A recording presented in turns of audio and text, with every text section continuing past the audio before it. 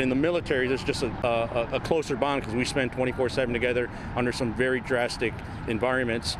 So by helping them with food distributions, it gives me the answer as to why I was able to come back after my deployments, and it gave me a sense of purpose of continued service for the community. Where's the safety? Wave them in. He really is one of these soldiers' angels.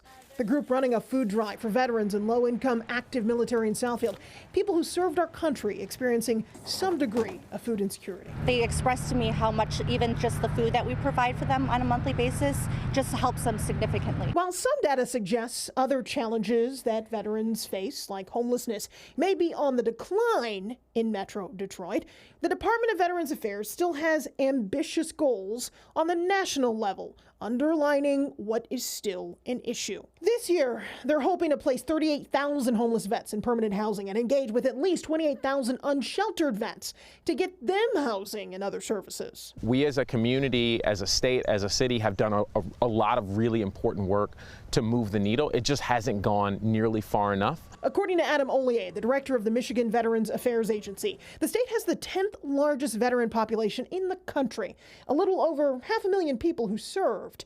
Now, here's the caveat. We believe that number is higher. When I took this job, we had 135,000 people that we had identified as veterans that we could connect with.